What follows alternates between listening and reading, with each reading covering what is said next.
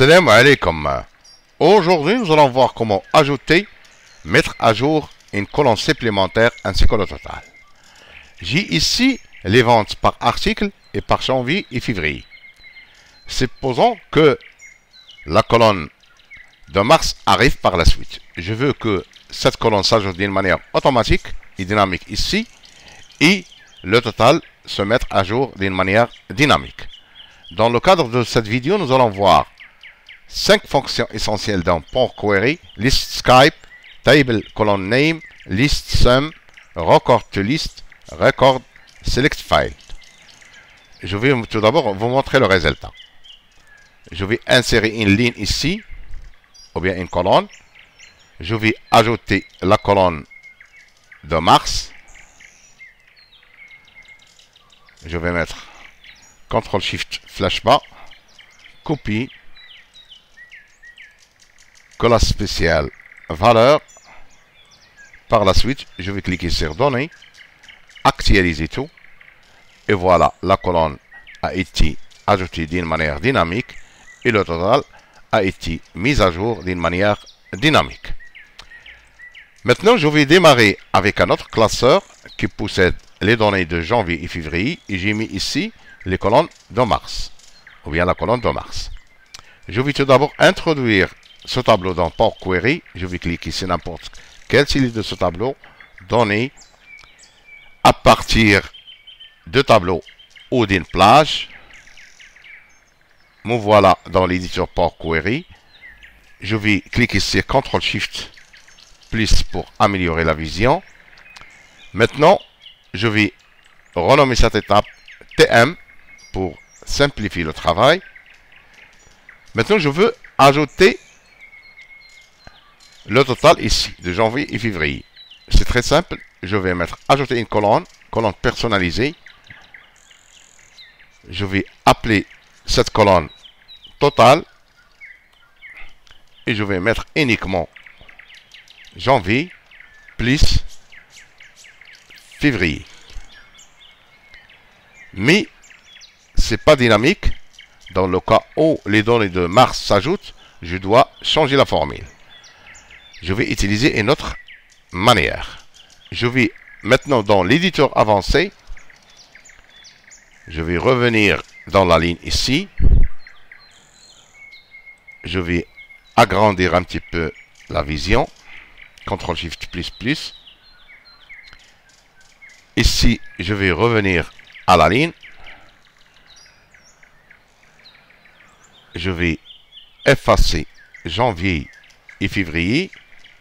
Maintenant, je vais utiliser une fonction qui s'appelle record select file. Je vous recommande de traduire les mots ici pour retenir les fonctions. Record, c'est-à-dire enregistrement. Select, c'est sélectionner.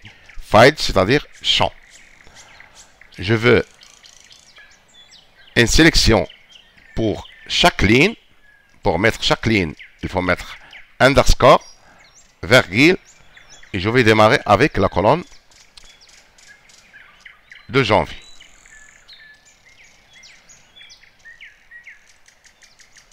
Et je vais maintenant voir ce que va donner cette fonction. Record select file. Je vais cliquer sur OK. Il m'a donné un record, c'est-à-dire un enregistrement. Il m'a donné le nom de la colonne, ou bien l'entête de la colonne, ainsi que sa valeur. Je vais vérifier si je peux ajouter maintenant février. Voilà. CTRL SHIFT plus. Je vais ajouter février. Je vais mettre une virgule. Maintenant, ce n'est pas une seule colonne, c'est une liste de colonnes. Et pour que Power Query comprenne qu'il s'agit d'une liste, il faut mettre les accolades.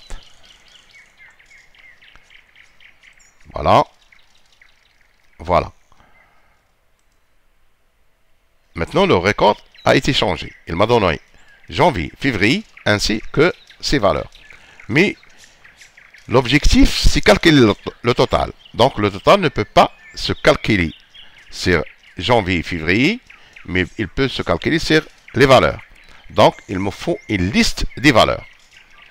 Je vais revenir dans l'éditeur avancé et je vais introduire une fonction qui s'appelle record to list. Je vais mettre espace, flèche gauche pour que l'assistant m'assiste et je vais mettre record to list. Il est là. Je vais ouvrir la parenthèse et fermer la parenthèse. Voilà. Il m'a donné une liste des valeurs. Maintenant, je peux ajouter la fonction sum pour additionner les deux valeurs, mais ce n'est pas encore dynamique. Pour rendre ce total dynamique, je vais introduire une nouvelle étape. Avant le calcul de total, je vais ajouter une étape qui s'appelle call pour colonne et je vais mettre est égal à table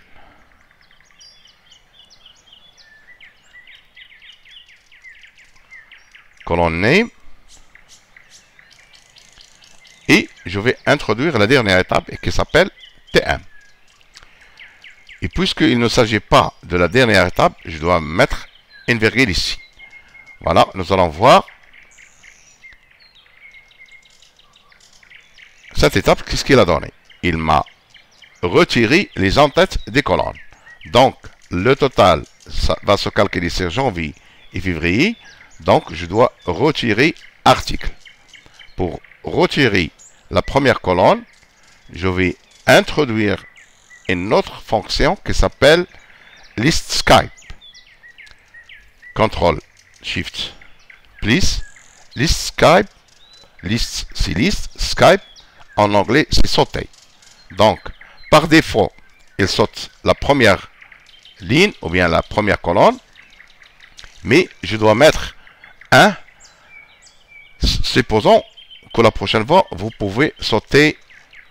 Vous voulez sauter deux colonnes ou bien deux lignes.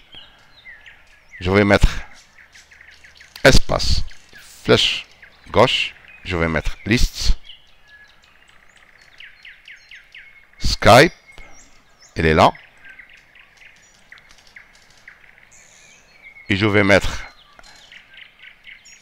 l'argument, le deuxième argument qui n'est pas obligatoire. 1 par défaut, je vais le mettre. OK. Maintenant, je vais vérifier. Voilà, uniquement janvier et février.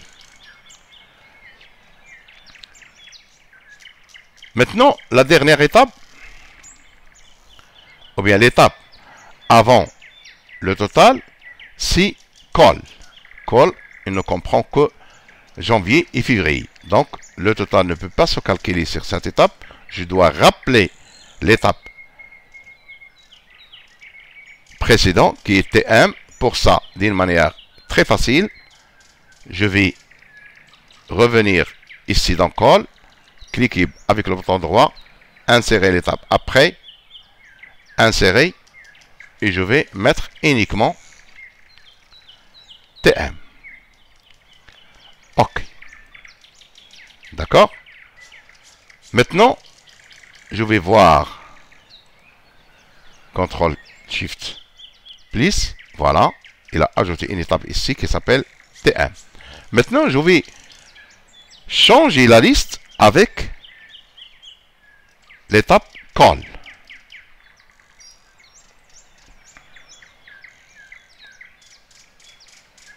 Je vais vérifier maintenant. Et voici la liste.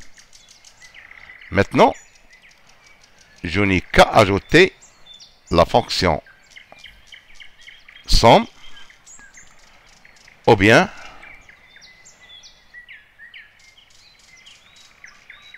list sum en anglais. Voilà, espace flèche gauche, je vais mettre et voilà la fonction list sum.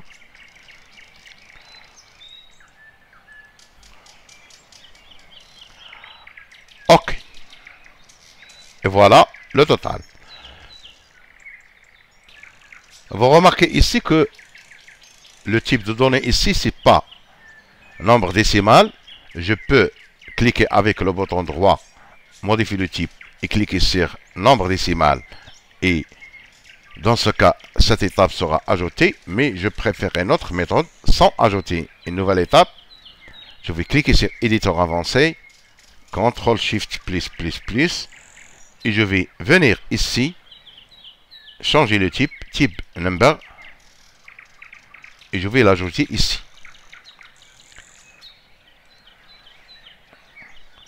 Voilà, je vais cliquer sur OK, et voilà le résultat sans ajouter une étape supplémentaire. Maintenant, je vais cliquer sur fermer et charger dans, ne créer que la connexion, et je vais décider de charger les données sous forme d'un tableau dans la feuille existante, mais je dois sélectionner cette cellule G1. OK.